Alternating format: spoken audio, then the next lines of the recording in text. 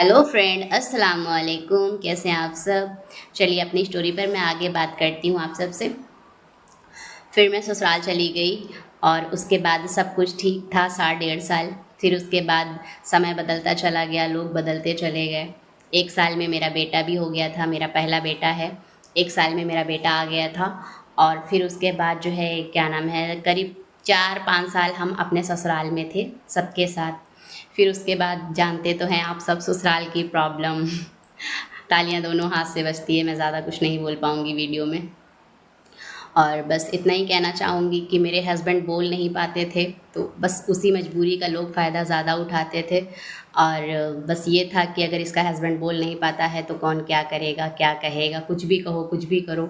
तो बस मेरे साथ यही ज़्यादा तकलीफ़ थी कि मेरे हस्बैंड बोल नहीं पाते थे और मैं किसी को कुछ कह नहीं पाती थी। अब आप सब समझ ही सकते हैं कि अगर एक औरत को या एक पत्नी को किसी भी चीज़ की ज़रूरत हुई तो वो अपने हस्बैंड के अलावा किससे कहेगी। या फिर सास ससुर अच्छे हों, देवर ननंद अच्छे हों तो इंसान उनसे कह सकता है। पर मेरे साथ कुछ दिन तक बस सब कुछ सही था, उसके बाद सब हालात, समय सब बदलता चला गया और कोई समझने वाला नहीं था।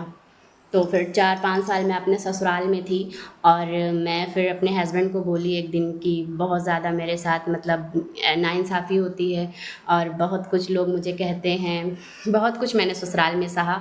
मैं ज़्यादा डीप में जाके आप लोगों को नहीं बता सकती हूँ, उसके लिए सॉरी। और फिर मैंने एक दिन अपने हस्बैंड से बात करी कि देखो, मैं बहुत सह रही हूँ 4-5 साल से आपके घर पर आके और जो है मैं ये सब डिज़र्व भी नहीं करती हूँ और मैंने आपसे शादी किया है।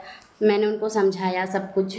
फिर मैंने उनको यही बोला कि मैं बस यही चाहती हूँ कि आप मुझे लेके अलग हो जाओ या फिर मैं आपके साथ नहीं रहूँगी। तो उन्होंने कहा मैं छोड़ूँगा नहीं, तुम। फिर दोस्तों मैंने अपने हस्बैंड से कहा कि अगर आप मुझे अलग लेके रह सकते हो तो मैं आपके साथ अलग रहूँगी, कहीं भी आप मुझे लेके रहो, लेकिन मैं साथ में तो नहीं रह सकती। तो उन्होंने कहा ठीक है, मैं तुम्हें छोड़ूँगा तो नहीं, मैं तुम जहाँ कहोगी मैं तुम्हें वहाँ लेके रहूँगा।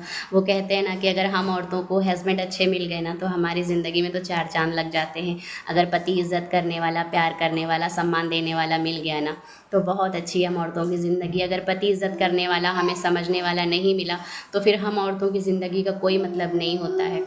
हस्बैंड अच्छा होना चाहिए, ससुराल वाले तो चाहे जैसे भी हों। तो जब हम उनके लिए सब कुछ हैं तो फिर हमें तो किसी से अब कोई मतलब ही नहीं है। कौन हमारे बारे में क्या कहेगा, क्या सोचेगा, फ़र्क नहीं पड़ता। फिर उसके बाद जो है मेरे वो हस्बैंड मुझे लेके अलग हो गए और फिर हम अपने मम्मी के घर पे चले गए थे। अपने ससुराल से निकल के हम अपनी मम्मी के घर पर चले गए थे। वहाँ हम 4-5 दिन थे। फिर हमें मतलब कॉन्टेक्ट हुआ। हमारे चाचा ससुर हैं, वो बहुत अच्छे हैं, तो हमारे चाचा ससुर ने हमें